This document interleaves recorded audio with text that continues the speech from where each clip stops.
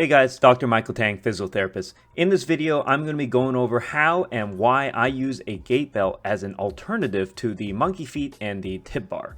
Using a gait belt is effective, versatile, quick, easy to carry around, and it's cheap. Setting up the standing hip flexion is as simple as putting the weight under the foot in a parallel fashion and then strapping the gait belt over the top. Now for this example, I'm using a very cheap generic gait belt. So you'll need to grab the end of the belt, put it through the small loop, and then pull the belt through.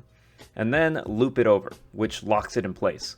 This kind of buckle is not as fast as a quick release gait belt like this one, where the buckle portion is a latch that just pops open. With this belt, you just open the latch, slide the belt through, and close the latch.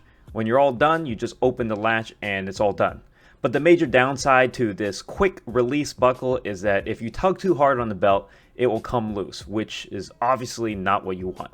But you might be thinking, who cares? It's not like I'm going to be pulling on the belt anyways. Well, this leads me to the biggest reason why I like using the gait belt, which is because there's extra material on the belt, it can be used as an assistance when you're tired, just like this. But if you're really dead set on making the process faster, you can consider a belt just like this one, where the quick release is set by pushing the buttons on the side. Now, what you just saw was how I put the weight parallel to the foot, but you can also tie the weight perpendicular to your foot. That way you can avoid having the weight hit the bottom of the floor.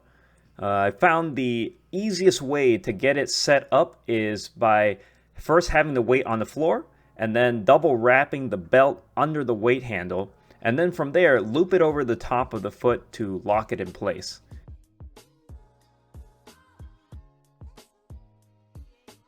And voila! Now your heels can touch the floor. But even with locking the belt in place by tying it on tight, you might run into a situation where the weight is sliding around your foot because it's too heavy. Or even if not, maybe you just want to exercise a little bit more explosively. Easy solution. You can very easily put on two belts to lock it in place. Problem solved. But I'll be honest, I haven't quite figured out how to stabilize it on a perpendicular setup yet.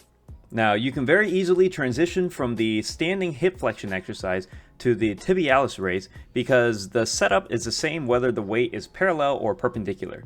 You can do it either where your legs are sitting off the edge of the bench or if the foot is dangling down. Now, the dangling down version is a bit easier because your ankle tends to move around, which changes the axis of which you're lifting from. But as you can see, this setup is almost identical to using the Tib Bar. The main difference between the Tib Bar and the gait belt is that you're using plates instead of dumbbells. And then there's the exercise of standing hamstring curls. This is where the gait belt kind of falls short because securing it down with the belt is just kind of clumsy, at least by the way that I set it up. And finally, I want to make a small mention about the material of the buckle. Having the buckle made of plastic would be better just for the sake of avoiding the rusting process. It might be something to consider if you plan on using the belt where it's humid or is frequently wet. But either way, I'll put the links to the belts mentioned in the video in the description box below. And that's it for this video. If you liked the video, please hit the like button, leave me a comment below on what you think about this method, and consider subscribing to make sure that you don't miss out on other helpful content just like this. But anyways, thanks for watching, and I'll see you guys in the next video.